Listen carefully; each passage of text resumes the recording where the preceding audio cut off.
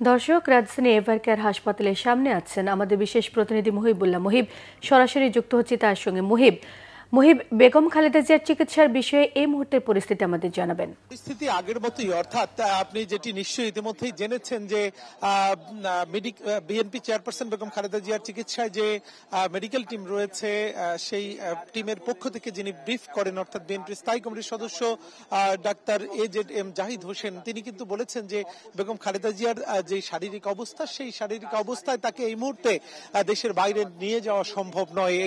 একজন সাধারণ মানুষ কিন্তু এই দীর্ঘ যাত্রায়, অর্থাৎ ঢাকা থেকে লন্ডনে তার যাত্রায় যে ধরনের ফিজিক্যাল কন্ডিশন বা শারীরিক সক্ষমতা থাকা দরকার, সেটি একেবারেই তার নেই এবং প্রতিনিয়ত তার এক ধরনের জটিলতা তৈরি হচ্ছে। এবং এই যে মুমূর্ষু অবস্থা বা তার যে ক্রিটিক্যাল কন্ডিশন, সংকটময় মুহূর্ত, এই মুহূর্তে মূলত তাকে কোনোভাবেই দেশের বাইরে নিয়ে যাওয়ার মতো অবস্থা নেই।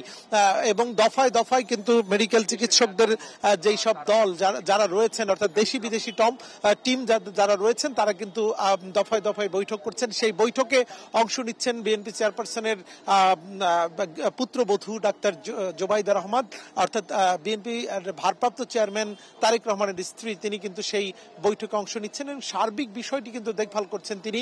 একই সঙ্গে লন্ডন থেকে এই চিকিৎসার তদারকি করছেন বিএনপির ভারপ্রাপ্ত চেয়ারম্যান তারেক রহমান এবং তিনি আসলে মূলত সিদ্ধান্ত দিচ্ছেন কখন কিভাবে আসলে তাকে নিয়ে যাওয়া হবে এবং তার যদি নিয়ে যাওয়ার মতো শারীরিক কন্ডিশন তৈরি হয় বা শারীরিক অবস্থা তৈরি হয়, তখনই মূলত তাকে নিয়ে যাওয়ার সিদ্ধান্ত হবে। সেটি কখন কিভাবে সেটি কিন্তু আসলে নিশ্চিত করে বলা যাচ্ছে না। আদৌ তাকে দেশের বাইরে নিয়ে যাওয়ার মতো পরিস্থিতি তৈরি হবে কিনা সেটি নিয়েও নানা সংশয় রয়েছে।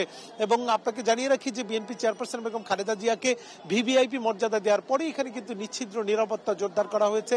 তারপর থেকে কিন্তু SSF যেমন রয়েছে, একই সঙ্গে অন্যান্য আইন শৃঙ্খলা বাহিনীর সদস্য কিন্তু এখানে রয়েছে এবং সকাল থেকে রাত অবধি কিন্তু দেশের বিভিন্ন প্রান্ত থেকে আসা মানুষ এখানে ভিড় জমাচ্ছেন। বিশেষ করে যারা বেগম খালেদা জিয়াকে ভালোবাসছেন, দল মত নির্বিশেষে সকল শ্রেণীর মানুষের উপস্থিতি আমরা দেখছি।